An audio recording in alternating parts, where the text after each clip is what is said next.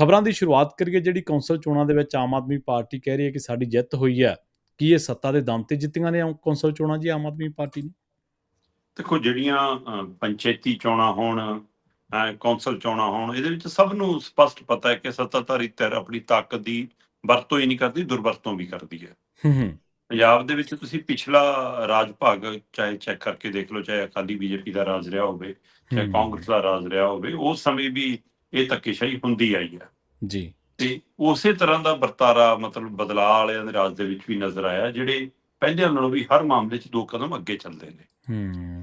ਉਸ ਨੂੰ ਲੈ ਕੇ ਮਜੀਠੇ ਤੋਂ ਲੈ ਕੇ ਕਿੰਨਿਆਂ ਨੂੰ, ਮਤਲਬ ਜੇ ਮਜੀਠੀਆ ਵਰਗਾ ਬੰਦਾ ਕਹਿ ਰਿਹਾ ਕਿ ਮੇਰੇ ਨਾਲ ਸ਼ਰੇਆਮ ਧੱਕਾ ਹੋ ਰਿਹਾ ਤੇ ਉੱਥੇ ਨਜ਼ਰ ਆਉਂਦਾ ਕਿ ਜੀ ਹਾਂ, ਕਦੇ ਤੁਸੀਂ ਉਹਨਾਂ ਦੀਆਂ ਕਹਿੰਦੇ ਹੋ ਕਿ 8 ਤੇ ਲੀਡ ਕਰ ਰਹੇ ਨੇ, ਫਿਰ ਉਹ ਜੀ 6 ਤੇ ਸਿਮਟ ਗਏ ਜੀ, ਨਹੀਂ ਜੀ ਹੁਣ ਤਾਂ ਜੀ 4 ਰਹਿ ਗਈਆਂ ਜੀ, ਮਤਲਬ ਇਸ ਤਰ੍ਹਾਂ ਦੀਆਂ ਗੱਲਾਂ, 10 ਤੇ ਹਾਰ ਗਏ ਜੀ, 12 ਤੇ ਹਾਰ ਗਏ। ਤੇ ਇਹ ਤੋਂ ਇਲਾਵਾ ਕਿੰਨੇ ਹੀ ਬਾਹਰ ਆ ਕੇ ਰੌਲਾ ਪਾਉਂਦੇ ਰਹੇ ਨੇ, ਕਿੰਨੇ ਹੀ ਵਾਰਡਾਂ 'ਚੋਂ ਇਹ ਮਾਮਲਾ ਆਇਆ ਕਿ ਜੀ ਸਾਨੂੰ ਸਾਹਮਣੇ ਬਿਠਾ ਕੇ ਵੀ ਸਾਨੂੰ ਦਿਖਾਈਆਂ ਨਹੀਂ ਗਈਆਂ, ਆਪਣੇ ਵਾਲੇ ਪਾਸੇ ਹੀ ਕਰਕੇ ਗਿਣਦੇ ਰਹੇ ਕਿ ਇਹ ਵੀ ਨਹੀਂ ਦਿਖਾਈ ਜੀ ਕਿ ਮੋਹਰ ਉਹਦੀ ਹੈ ਕਿ ਸਾਡੀ ਹੈ ਨਾ। ਜਾਂ ਕਿੰਨਿਆਂ ਨੇ ਕਿਹਾ ਜੀ ਕਿ ਜਦੋਂ ਉਧਰ ਘਟਦੀਆਂ ਸੀ ਸਾਡੇ ਵਾਲੇ ਚੱਕ ਕੇ ਬੰਡਲ ਸੱਟੇ ਜੀ, ਆਹ ਕੀਤਾ ਜੀ, ਜਦੋਂ ਕਿਉਂ ਕੈਮਰਿਆਂ 'ਚ ਹੈ ਸਾਰਾ ਕੁਝ ਕਹਿੰਦੇ ਜੀ, ਪਰ ਉਹ ਕੈਮਰੇ ਦੀ ਰਿਕਾਰਡਿੰਗ ਦਾ ਕਰਨਾ ਕੀ ਜੇ ਕਿਸੇ ਨੂੰ ਦੇਣੇ ਨਹੀਂ, ਦਿਖਾਉਣੇ ਨਹੀਂ। ਸਹੀ ਹੈ। ਇਸ ਲਈ ਇਸ ਪਹਿਲੂ ਦੇ ਉੱਤੇ ਚਰਚਾ ਖੂਬ ਹੈ। ਪਰ ਜਦੋਂ ਤੁਸੀਂ ਚੋਣ ਪ੍ਰਕਿਰਿਆ 'ਚ ਆ ਗਏ ਤੇ ਤੁਸੀਂ ਵੋਟਾਂ ਪਵਾ ਲੀਆਂ, ਗਿਣਤੀ ਹੋ ਗਈ, ਕਿਸੇ ਨੂੰ ਸਰਟੀਫਿਕੇਟ ਜਾਰੀ ਹੋ ਗਿਆ, ਉਸ ਤੋਂ ਬਾਅਦ ਉਹਨੂੰ ਜਾਓ ਅਦਾਲਤ, ਕਰੋ ਜੋ ਕਰਨਾ, ਪਰ ਇੱਕ ਵਾਰ ਅਗਲੇ ਆਪਣਾ ਢੋਲ ਵਜਾ ਗਏ ਤੇ ਅਗਲਿਆਂ ਨੇ ਆਪਣੇ ਹਾਰ ਪਵਾ ਲਏ। 7,555 ਉਮੀਦਵਾਰਾਂ ਦਾ ਭਵਿੱਖ ਤੈਅ ਹੋਣਾ ਸੀਗਾ ਕੱਲ ਜਦੋਂ ਗਿਣਤੀ ਸ਼ੁਰੂ ਹੁੰਦੀ ਹੈ। ਸਹੀ ਹੈ। ਤੇ ਦੇਰ ਰਾਤ ਤੱਕ, ਮਤਲਬ ਅੱਧੀ ਰਾਤ ਬੀਤਣ ਤੋਂ ਬਾਅਦ ਵੀ ਅਜੇ ਵੀ ਨਤੀਜੇ ਪੂਰੇ ਨਹੀਂ ਬਣਨੇ ਜਾ ਸਕੇ।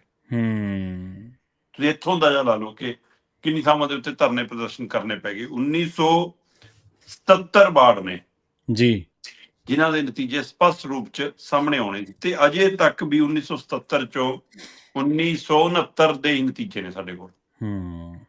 ਤੇ ਸਵੇਰ ਚੜ ਗਈ, ਸਵੇਰ ਦੇ ਸਾਡੇ ਇੱਥੇ ਅਗਲੇ ਦਿਨ ਦਾ ਮਤਲਬ ਕਿ ਸ਼ਨੀਵਾਰ ਦੀ ਸਵੇਰ ਦੇ ਦਿਨ ਚੜਿਆ ਹੋਇਆ ਅਜੇ ਵੀ।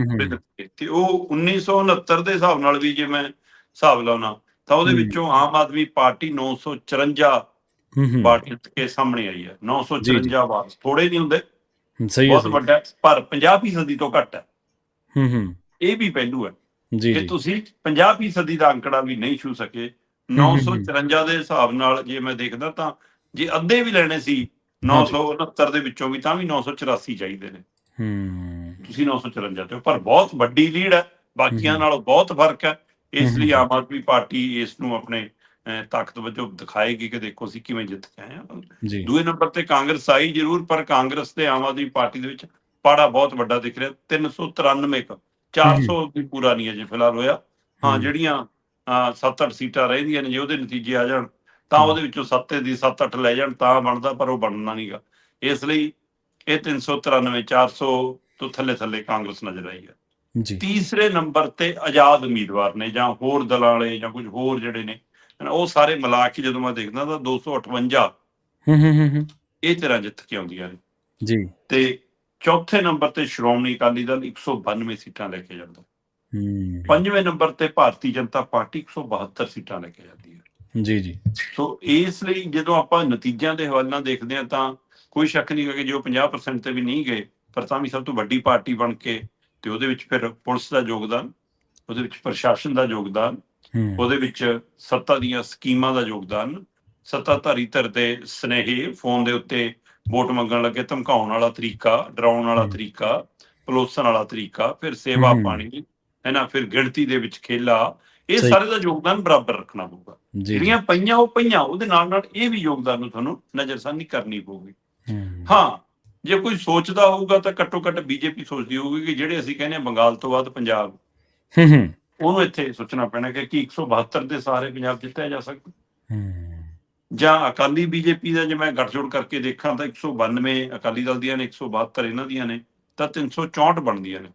ਬੇਸ਼ੱਕ ਨਤੀਜਿਆਂ ਦੇ ਹਿਸਾਬ ਨਾਲ ਜੇ ਮੈਂ ਦੇਖਾਂ ਤਾਂ ਇਹ ਫਿਰ ਤੀਏ ਨੰਬਰ ਤੇ ਆਉਂਦੇ ਨੇ ਦੋਨੇ ਜਣੇ ਮਿਲ ਕੇ, ਕਿਉਂਕਿ 393 ਦੇ ਹਿਸਾਬ ਨਾਲ ਕਾਂਗਰਸ ਅੱਗੇ ਖੜੀ ਹੈ। ਪਰ ਜੇ ਮਿਲ ਕੇ ਲੜੇ ਹੁੰਦੇ ਸ਼ਾਇਦ ਫਿਰ 393 ਵਾਲੇ ਅੰਕੜੇ ਨੂੰ ਪਾਰ ਕਰ ਸਕਦੇ ਸੀ, ਕਿਉਂਕਿ ਕਿੰਨੀਆਂ ਸੀਟਾਂ ਅਜਿਹੀਆਂ ਹੋਣਗੀਆਂ ਜਿਹੜੇ ਹੁਣ ਇਹ ਇਕੱਲੇ ਲੜ ਕੇ ਹਾਰ ਗਏ, ਪਰ ਇਕੱਠੇ ਹੁੰਦੇ ਤਾਂ ਜਿੱਤ ਕੇ ਆ ਜਾਂਦੇ।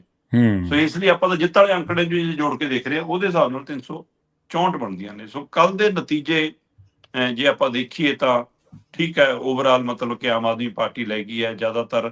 8 ਨਗਰ ਨਿਗਮ ਸੀਗਾ, 8 ਨਗਰ ਨਿਗਮ ਦੇ ਵਿੱਚ ਮੇਅਰ ਇਹਨਾਂ ਦੇ ਬਣਨਗੇ ਲਗਭਗ, ਤੇ ਨਗਰ ਕੌਂਸਲਾਂ ਜਿਹੜੀਆਂ 74-75 ਦੇ ਕਰੀਬ ਸੀਗੀਆਂ, ਉਹਨਾਂ ਦੇ ਵਿੱਚ ਵੀ ਜਿੱਥੇ ਘਾਟਾ ਵਾਧਾ ਹੋਊਗਾ ਉਹ ਵੀ ਪੂਰਾ ਕਰ ਲੈਣਗੇ। ਇੰਨਾ ਤਾਂ ਸੱਤਾ ਦੀ ਤਾਕਤ ਦਾ ਦਮ ਹੁੰਦਾ ਹੀ ਹੈ। ਜ਼ਿਆਦਾਤਰ ਥਾਵਾਂ ਤੇ ਇਹਨਾਂ ਦੇ ਹੀ ਪ੍ਰਧਾਨ ਚੁਣੇ ਜਾਣਗੇ। ਤੇ ਉਹ ਤੋਂ ਇਲਾਵਾ ਨਗਰ ਪੰਚਾਇਤ ਦੇ ਵਿੱਚ ਵੀ ਮਤਲਬ 21 ਦੇ ਕਰੀਬ ਜਿਹੜੀਆਂ ਸੀਗੀਆਂ, 20 ਦੀਆਂ ਵੋਟਾਂ ਪਈਆਂ, ਉੱਥੇ ਵੀ ਦਬਦਬਾ ਇਹਨਾਂ ਦਾ ਰਿਹਾ। ਪਰ ਅਕਾਲੀ ਦਲ ਨਜ਼ਰ ਆਇਆ, ਬੀਜੇਪੀ ਜ਼ੋਰ ਜਮਾਇਸ਼ ਕਰਦੀ ਨਜ਼ਰ ਆਈ। ਅਕਾਲੀ ਦਲ ਨੇ, ਇਹ ਸ਼ਹਿਰੀ ਖੇਤਰ ਹੈ ਜਿਹਨੂੰ ਬੀਜੇਪੀ ਆਪਣਾ ਗੜ੍ਹ ਮੰਨਦੀ ਸੀ ਜੀ, ਉੱਥੇ ਬੀਜੇਪੀ ਪਿੱਛੇ ਰਹਿ ਜਾਵੇ ਤੇ ਅਕਾਲੀ ਦਲ ਅੱਗੇ ਆ ਜਾਵੇ ਤਾਂ ਅਕਾਲੀ ਦਲ ਲਈ ਵੀ ਕੁਝ ਕਹਿਣ ਜੋਗਾ ਹੋ ਗਿਆ। ਘੱਟੋ ਘੱਟ ਹੋਰ ਨਹੀਂ ਤਾਂ ਕਿਸੇ ਨੂੰ ਬੀਜੇਪੀ ਨੂੰ ਤਾਂ ਕਹਿਣ ਜੋਗਾ ਹੋ ਗਿਆ, ਹੈ ਨਾ, ਕਿ ਦੇਖ ਲਓ ਭਾਈ ਅਸੀਂ ਤਾਂ ਆਪਣੇ ਸ਼ਹਿਰਾਂ 'ਚ ਵੀ ਥਾਂ ਰੱਖਦੇ ਆ, ਤੁਸੀਂ ਦੱਸੋ ਹੁਣ ਕੀ ਕਰਦੇ। ਪਰ ਕੀ ਇਹਦੇ ਨਾਲ ਉਹਨਾਂ ਦੀ ਗੱਠਜੋੜ ਦੀ ਗੱਲ ਅੱਗੇ ਤੁਰੂਗੀ, ਇਹ ਦੇਖਣ ਵਾਲੀ ਗੱਲ ਹੋਊਗੀ। ਸਹੀ, ਕਾਂਗਰਸ ਠੀਕ ਹੈ ਆਪਣਾ ਜ਼ੋਰ ਜਮਾਇਸ਼ ਕਰ ਗਈ, ਪਰ ਜਿੰਨਾ ਉਹ ਸੋਚਦੇ ਨੇ ਕਿ ਅਸੀਂ ਆਏ ਖੜੇ ਆ, ਉਹਨਾਂ ਦਮ ਦਿਖਿਆ ਨਹੀਂ, ਜਾਂ ਉਹਨਾਂ ਦਮ ਦਿਖਾ ਨਹੀਂ ਸਕੇ। ਜਦੋਂ ਕਿ ਥੱਲੇ ਵਾਲੇ ਲੀਡਰ ਵਰਕਰ ਲੜਦੇ ਦਿਖੇ, ਪਰ ਪਾਰਟੀ ਦੇ ਮੋਢੀ ਉਵੇਂ ਲੜਕੇ ਨਹੀਂ ਦਿਖੇ। ਇਹ ਸਾਰੇ ਸਵਾਲ ਖੜੇ ਨੇ। ਤੋ ਇਸ ਲਈ ਜੋ ਵੀ ਹੋਵੇ, ਹੁਣ ਜਿਹੜੇ ਨਤੀਜੇ ਨੇ ਇਹਦੇ ਹਿਸਾਬ ਨਾਲ ਆਮ ਆਦਮੀ ਪਾਰਟੀ ਕਹੂਗੀ ਕਿ ਸਾਡੀ ਝੰਡੀ ਜੀ।